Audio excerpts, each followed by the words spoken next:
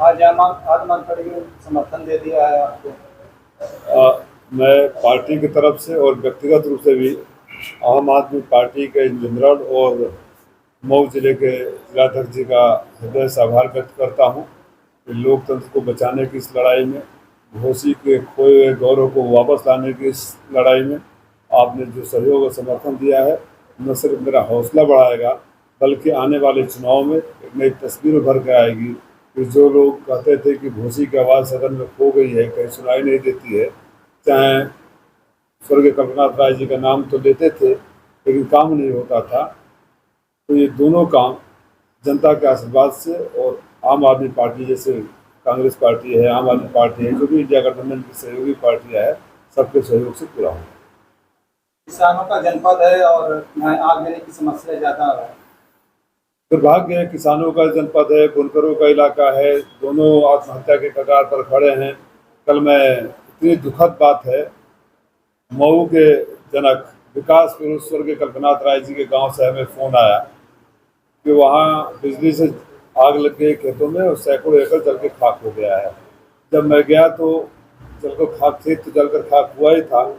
Primary school और आंगनबाड़ी के ऊपर जिस तरह से खतरनाक ढंग से तार लटके हुए हैं और मुझे बताया गया कि कुछ दिन पहले एक भैंस भी जलकर मर गई और न जाने कितने बच्चों की और आंगनबाड़ी में काम करने वालों की ज़िंदगी हर पल खतरे में है।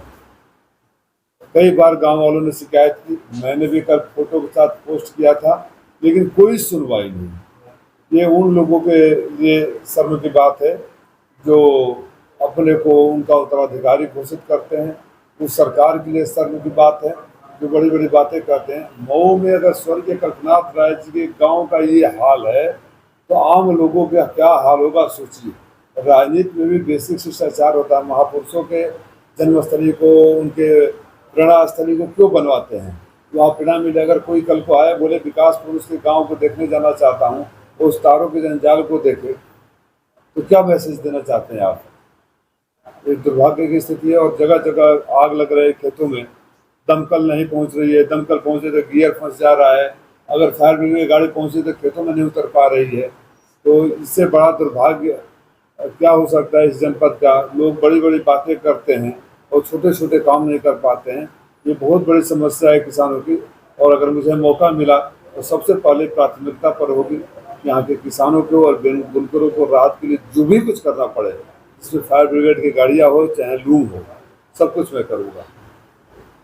नेताजी, आप कहते हैं कि भाजपा वो चालाक पार्टी ऐसे आम जनता में भेद सब लगाती है, तो इससे कैसे आप लोग निपटेंगे? जनता निपट रही है ना।